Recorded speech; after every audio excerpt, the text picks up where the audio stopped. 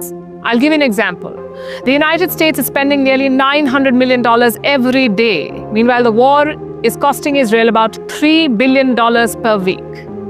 So this is not just a battle of firepower, it is also a test of who can afford to keep fighting. A missile streaks across the sky.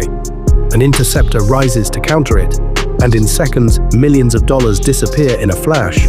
Our US State Department has approved sale of approximately $151.8 million worth of ammunition and ammunition support to... तो दोस्तों, दुनिया के नक्शे में एक ऐसी जंग छिड़ चुकी है जहां गोलियां तो बाद में, पहले अरबों डॉलर बरस रहे हैं। इसे कहते हैं the cost exchange strategy.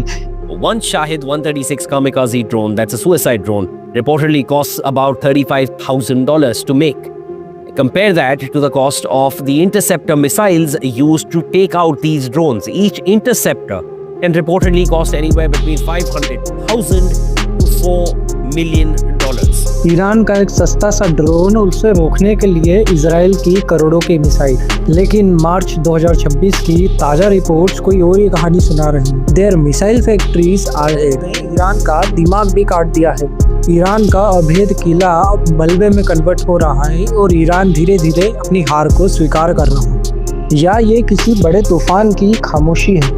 Two of the world's most powerful nations just drew a line. On Thursday, China told the United States and Israel to immediately cease all military operations against Iran. Hours later, Russia said it would do everything to make those operations impossible. Beijing called the strikes a violation of international law. Moscow called them unprovoked armed aggression. आज हम बात करेंगे the falling giant की। Iran के पास क्या था, क्या बचा है और उसे ऑक्सीजन कौन दे रहा है। ये जंग शुरू होने से पहले ईरान मिडिल ईस्ट का सबसे बड़ा असिमेट्रिक पावर था। इसके पास केवल हथियार ही नहीं, हथियारों का सैलाब था। 3000 से ज्यादा बैलिस्टिक मिसाइल्स, पूरे इलाके का सबसे बड़ा जखीरा। आसमान में 80,000 से ज्यादा शाहिद सुसाइड ड्रोन्स का साया था, जिन्हें रोकना नामुमकिन सा लगता था। अंदर में IRIS मकरन, दीना जैसे फॉरवर्ड बेस शिप्स, 100 से ज्यादा जंगी जहाज, ये अमेरिका ईरान के लिए सरदर्द बने। और डिफेंस, रूसी S-300 और स्वदेशी बवर 373 एक ऐसा जाल बिछाते थे कि परिंदा भी पर ना मार सके। लेकिन फिर शुरू हुआ ऑपरेशन एपिक फ्यूरी। दोस्तों, 4 मार्च 2026 की रिपोर्ट ने पूरी दुनिया को चौंका दिया। ईरान की इतनी बड़ी जो ताकत थी वो धुएं में मिल चुकी है। Iran has been launching missiles to 12 different nations across the region since the beginning of Operation Morinland. Together with the United States, we are ending the regional threat posed by Iran. 60% of the regime's missile launchers and large amounts of missile stockpiles have been neutralized. Around 80% of Iran's air defense systems have been neutralized as well, allowing for aerial superiority over the skies of Iran. Our actions, alongside American operations, have brought an extreme decrease in the Iranian regime's attack. आंकड़े देखें तो ballistic missiles की power 86% तक destroy कर दी। जहां पहले Iran के पास 3000 मिसाइलें होती थी, वहां अब 1200 मिसाइल ही बची हुई। और मिसाइल तो शायद कुछ बच भी जाए, लेकिन इन्हें चलाने वाले मोबाइल लॉन्चर्स अब सिर्फ 100 ही बाकी हैं। ईरान की नेवी के जो गौरव माने जाते थे, IRIS मकरन, दीना, ये अब समुंदर की गहराई में सो रहे हैं। सिर्फ यही नहीं, इजराइल ने ईरान का दिमाग भी काट दिया है। सुप्रीम लीडर और IRGC के चीफ्स मारे जाने की भी खबरें हैं। और सबसे बड़ा वॉर तो ये है कि मिसाइल बनाने वाले प्लेनेटरी मिक्सचर्स को तबाह कर दिया गया है। मतलब अब ईरान नई मिसाइलें भी नहीं बना सकता। There missile factories are dead. तो दोस्तों, क्या इजराइल ये वॉर जीत गया? शायद नहीं, पर ईरान का प्लान कभी ये वॉर जीतना था ही नहीं।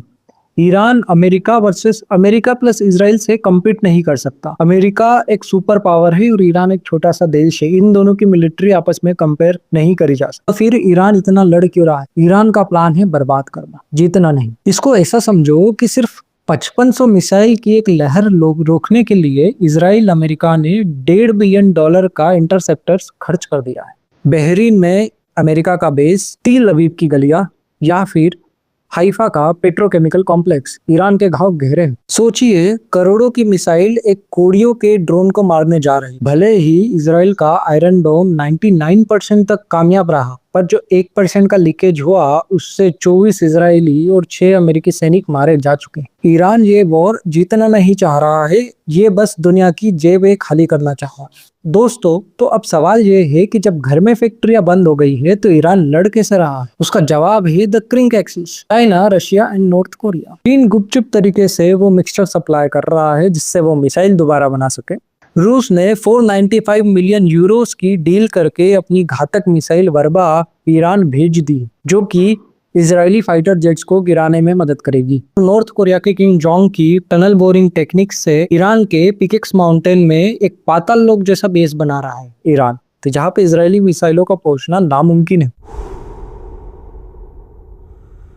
अगर टेक्टिकल लेवल पे देखें तो इजराइल अमेरिका एक तरफा जीत रहे हैं। ईरान की एयर डिफेंस और नेवी अब इतिहास बन चुका है। लेकिन स्ट्रेटेजिक लेवल पर देखें तो मामला फंसा हुआ। ईरान की रिजीम अभी भी खड़ी है और ईरान दुनिया में एनर्जी क्राइसिस भी पैदा करने की कोशिश कर रहा है। इजराइल अपना खजाना खाली कर रहा है। इजराइल के पास बारूद बहुत होगा, पर क्या दुनिया के पास इतनी लंबी जंग लड़ने का पैसा है? ये जंग अब मिसाइल की नहीं, पेशेंस की बन रही है। ईरान का आयरन शील्ड टूट चुका है, पर उसकी आग अभी भी सुलग रही है। आपको क्या लगता है, क्या रशिया और चाइना की मदद से ईरान सरवाइव कर पाएगा? अपनी राय कमेंट्स में जरूर बताएं। अगर ये वीडियो अच्छा लगा हो तो लाइक करें, शेयर करें, सब्सक्राइब करें। मिलते हैं अगले वीडियो में। जय हिंद।